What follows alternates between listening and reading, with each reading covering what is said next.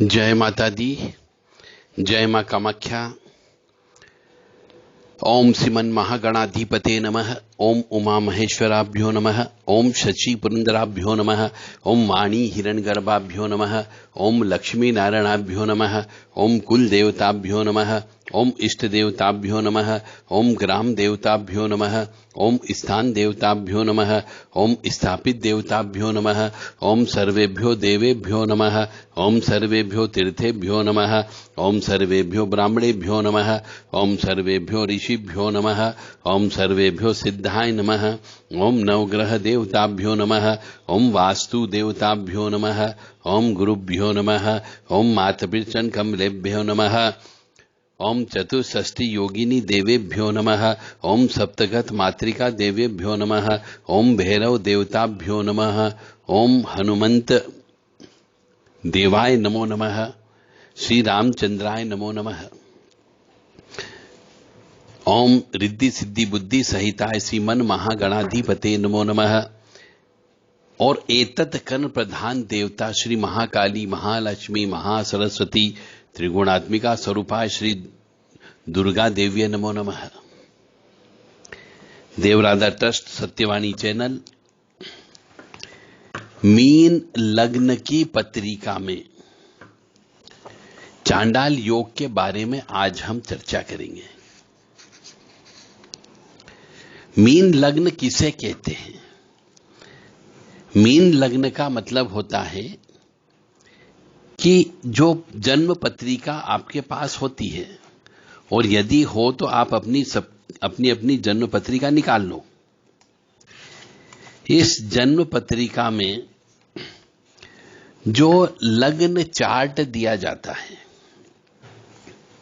जन्म लग्न चार्ट, उस जन्म लग्न चार्ट में जहां पर लग्न लिखा रहता है और वहां पे 12 नंबर हो तो उसे मीन लग्न की पत्रिका कहा जाता है।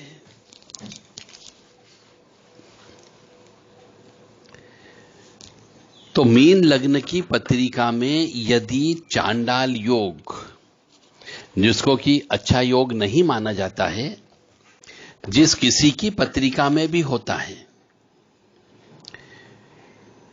तो ऐसा मनुष्य अपने धन का व शक्ति का दुरुपयोग करता है गलत कार्यों के लिए। निंदनीय कार्य करने के लिए ऐसा मनुष्य अपनी धन संपत्ति का प्रयोग करता है। राहु नीच का हो जाता है तो चांडाल योग बन गया। तो ऐसी अवस्था में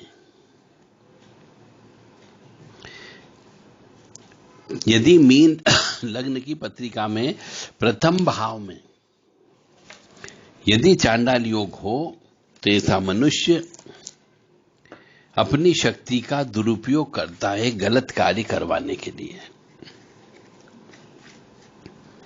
अब मीन लग्न की पत्रिका में द्वितीय स्थान पर यदि चांडाल योग हो जाए, यानी कि मीन लग्न की पत्रिका में जहां पर 1 नंबर लिखा हुआ होता है उसे द्वितीय भाव कहा जाता है। और इस जगह यदि चांडाल योग बन जाए तो मनुष्य पैसा तो कमाता है परंतु कभी पैसा बचत नहीं हो पाएगी और परिश्रम का उचित फल भी प्राप्त नहीं होता है। पैसा बहुत आएगा और बहुत पैसा चला जाएगा, जेब में पैसा कभी नहीं बचेगा। ऐसे मनुष्य को पैसे की बचत करने की आदत डालना चाहिए। मीन लग्न की पत्रिका में गुरु यदि राहु के साथ चांडाल योग बनाता है तीसरे भाव में, यानी जहां पर 2 नंबर लिखा है उस जगह, तो यह चांडाल योग भाइयों से, परिवार वालों से झगड़ा करवाता है। तो जिस किसी की पत्रिका में ऐसा दोष हो कि भाइयों से और कुटुंबजनों से, परिवारजनों से झगड़ा होने की संभावना है, तो ऐसे मनुष्य को इस चांडाल योग की शांति करना चाहिए। मीन लग्न की पत्रिका में चतुर्थ भाव में यदि चांडाल योग हो जाए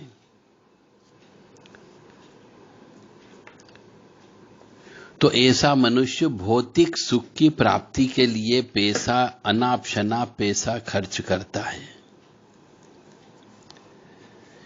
मकान की रखरखाव के लिए, वाहन के रखरखाव के लिए पैसा खर्च करता है। यदि मीन लग्न की पत्रिका में चांडाल योग 5वें भाव में बैठ जाए, पंचम स्थान पर बैठ जाए, तो उस बच्चे के जीवन में प्रारंभिक अवस्था में हो सकता है विद्या में रुकावटें उत्पन्न हो जाए और पुत्र संतान उत्पन्न होने में पूजा पाठ करना पड़ेगी तो ही उत्पन्न होता है, अन्यथा लड़का उत्पन्न नहीं होता है।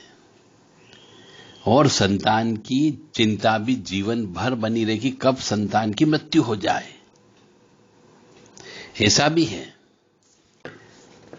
इसलिए पंचम भाव पे यदि चांडाल योग हो तो ऐसे स्त्री या पुरुष से विवाह नहीं करना चाहिए, क्योंकि उसके यहां वंश वृद्धि नहीं होती है। मीन लग्न की पत्रिका में यदि छठे भाव में चांडाल योग बन जाए तो परिश्रम का फल नहीं मिलता है, बदनामी होने की संभावना होती है और कई बार तो कोर्ट से दंड भी मिल सकता है। ऐसे मनुष्य को तो बहुत ज्यादा संभल करके चलना होता है और ऐसे मनुष्य का विवाह भी विलंब से होता है।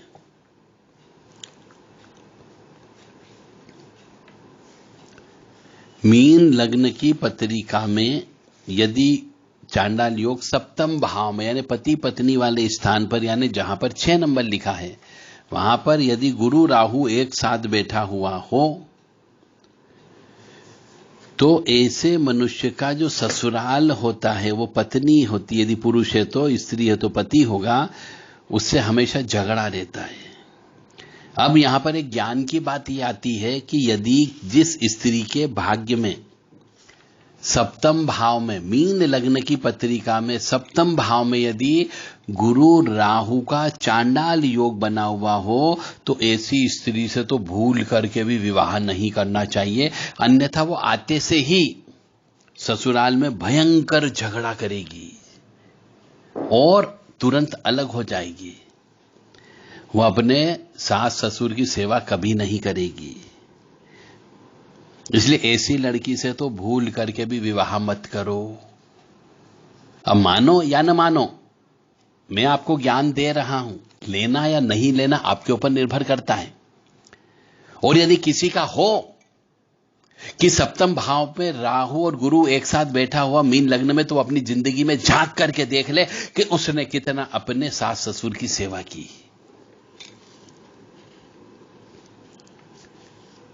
मीन लग्न की पत्रिका में यदि अष्टम भाव में यानी कि जहां पे 7 नंबर लिखा रहता है, ऐसे उस जगह यदि चांडाल योग बन गया तो उसे सरकार से दंड मिलने की संभावना ज्यादा होती है। राजदंड मिल सकता है, बदनामी हो सकती है, चरित्रहीनता हो सकती है। इसका उपाय अवश्य करना चाहिए और ऐसे मनुष्य को चरित्रहीनता से बचना चाहिए और ऐसे मनुष्य को शराब, सिगरेट, मांस, स्त्री, पराई स्त्री, इनसे दूर रहना चाहिए, अन्यथा भयंकर अशुभ फल मिलता है। मीन लग्न की पत्रिका में नवम भाव में यानी धर्म वाले स्थान पे, यानी जहां पर 8 नंबर लिखा होगा मीन लग्न की पत्रिका में, वहां पर यदि गुरु राहु एक साथ बैठा हुआ हो 8 नंबर पर तो चांडाल योग बन जाता है। ऐसे मनुष्य का भाग्य उदय नहीं होता है, बहुत कष्ट उठाना पड़ते हैं, क्योंकि पिछले जन्म का श्राप रहता है, गुरु का श्राप होता है। और बहुत परिश्रम बहुत ज्यादा करना पड़ता है, लगातार परिश्रम करना पड़ता है, तब जाकर के थोड़ा बहुत पैसा आता है। भाग्य को गुरु की श्राप से रुक जाता है। चांडाल योग यानी कि गुरु का श्राप। मीन लग्न की पत्रिका में यदि 10वें भाव में चांडाल योग हो जाए, यानी कि जहां पर 9 नंबर लिखा हो उस जगह गुरु राहु एक साथ बैठा हुआ हो, तो ऐसे व्यक्ति का पिता से बिल्कुल भी नहीं पटती है। पैसा कौड़ी जमीन जायदाद सब होता है, पर इसको हमारे यहां पर पितृदोष की परिभाषा बोली जाती है। पिता से बिल्कुल भी नहीं पटेगी। मीन लग्न की पत्रिका में एकादश स्थान पर, यानी जहां पर 10 नंबर लिखा हुआ होगा पत्रिका में, वहां पर यदि राहु गुरु एक साथ बैठा हुआ हो तो उसका व्यापार व्यवसाय में नुकसान अवश्य होगा। और यदि सर्विस करता है तो बार बार सर्विस छूटेगी, उसकी रोटी रोजगार में भयंकर परेशानी उठाना पड़ेगी। परंतु जो पैसा आएगा उससे वो ऐशाना मैयाशी करेगा। और मीन लग्न की पत्रिका में, यानी मीन लग्न यानी कि लगन के स्थान पर, लगन जहां लिखा रहता है उसके पास में यदि 12 नंबर लिखा हुआ हो तो उसे मीन लगन की पत्रिका बोलते हैं। और मीन लगन की पत्रिका में यदि द्वादश स्थान पे, यानी कि जहां पे 11 नंबर लिखा हुआ है, वहां पर राहु गुरु एक साथ बैठा हुआ हो तो चांडाल योग बन जाता है। और ऐसे चांडाल योग की वजह से कई बार यात्राएं भयंकर नुकसानदेह साबित होती है और अकाल मृत्यु भी हो सकती है। राज दंड भी मिल सकता है। बदनामी पीछा नहीं छोड़ती है। चरित्रहीनता से बचना चाहिए।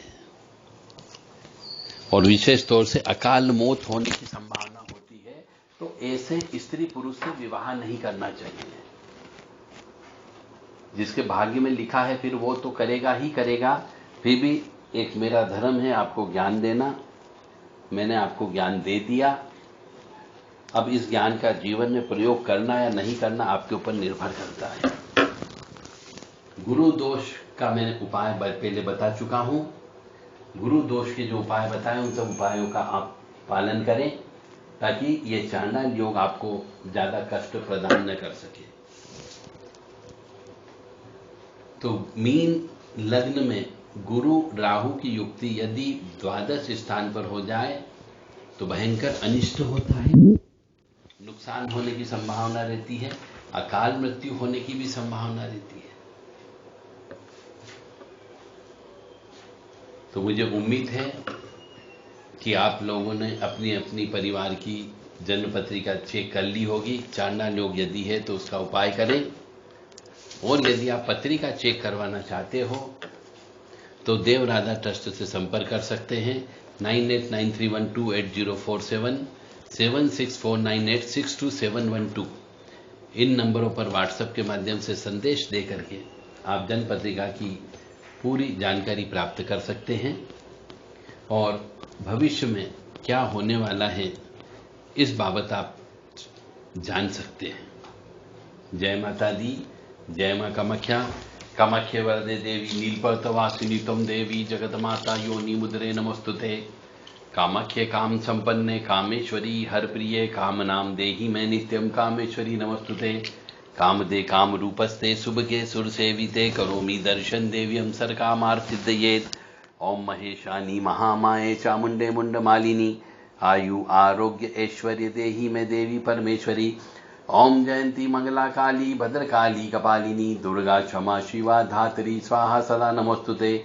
ओम सर्वमंगल मांगल्ये शिवे सर्वासाधिके शरण्ये त्र्यंबके गौरी नारायणी नमोस्तुते। दुर्गति नाशिनी दुर्गा जय जय, काल विनाशिनी काली जय जय, उमा रमा ब्रह्माणी जय जय, सीता राधा रुक्मणी जय जय। महालक्ष्मी नमस्तुभ्यं नमस्तुभ्यं सुरेश्वरी, हरिप्रिये नमस्तुभ्यं नमस्तुभ्यं दयानिधि। काली काली महाकाली काली के पाप नाशिनी, खड़ग हस्ते मुंड हस्ते काली काली नमोस्तुते। काली काली महाकाली काली के परमेश्वरी, सर्वानंद करी देवी नारायणी नमोस्तुते। नीरहार हार धन सार सुधाकरंभा कल्याणम दाकनक चंपकधाम्भूषाम कुतुक बिनिगु जुगुम्ब मनोहरांगी वाणी नमामि मनसा वसा विभूतिये। ओम ऐं सरस्वत्यै नमः। ओम ह्रीं दुं दुर्गाय नमः। या जल जल प्रज्वल अग्नि रूपाय ओम होम ह्रीं श्रीं ज्वाला देवी नमो नमः। देवी प्रपन्नताति हरे प्रसीद प्रसीद मातर्ग जोखिलस्य प्रसीद विश्वेश्वरी पाहि विश्वन्तमीश्वरी देवी चराचरस्य शुभम करोति कल्याणम आरोग्यम धन संपदा शत्रुबुद्धि विनाशाय दीप ज्योति नमोस्तुते। ओम त्र्यंबकम यजामहे सुगंधिम पुष्टिवर्धनम उर्वारुक्मी बंधनान् मृत्योर्मुक्षीयमामृतात्। ओम भूर्भुवः स्वः तत्सवितुर्वरेण्यं भर्गो देवस्य धीमहि धियो यो नः प्रचोदयात्। हम हनुमते रुद्रात्मका हुं फट्। ओम ह्रीं हनुमते रामदूताय नमः। ओम हम शं नं गं भं सं खं महाकाल भैरवाय नमः। ओम याम राम लाम वाम आम क्रोम महाकाल भैरवाय सर्वविघ्न नाशनाशय। ओम ऐं क्लीं क्लीं ग्लूं ह्रां ह्रीं ह्रूं सं वम आबदूद्वाणाय अजामलबधाय लोकेश्वरणाय स्वर्णाकर्षण भैरवाय मम दरिद्र विद्वेषणाय ओम ह्रीं महाभैरवाय नमः। ओम ब्रह्मा मुरारी त्रिपुरांतकारी भानु शशि भूमि सुतो बुधश्च गुरुश्च शुक्र शनि राहु केतवे सर्वे ग्रहा शांति करा भवन्तु। ओम अनंतम वासुकिं शेषम पद्मनाभं च कम्बलम शंखपालाय च करकोटकम तक्षकम च कालिये काली तारा महाविद्या षोडशी भुवनेश्वरी भैरवी छिन्नमस्ता च विद्याधुमा तथा बगला सिद्ध विद्या च मातंगी कमलात्मिका एतदस महाविद्या सिद्ध विद्या प्रतिर्गिता। नमस्ते अस्तु महामाय श्रीपीठे सूर्यपूजिते शंख चक्र गदा हस्ते महालक्ष्मी नमोस्तुते। नमस्ते गरुडारूढ़ कोलासुर भयंकरी सर्पापहरे देवी महालक्ष्मी नमस्तुते। सर्वज्ञ सर्वरदे सर्वदुष्ट भयंकरी सर्वदुख हरे देवी महालक्ष्मी नमस्तुते। सिद्धि बुद्धि प्रदे देवी भुक्ति मुक्ति प्रदायिनी मंत्र मूर्ते सदा देवी महालक्ष्मी नमस्तुते।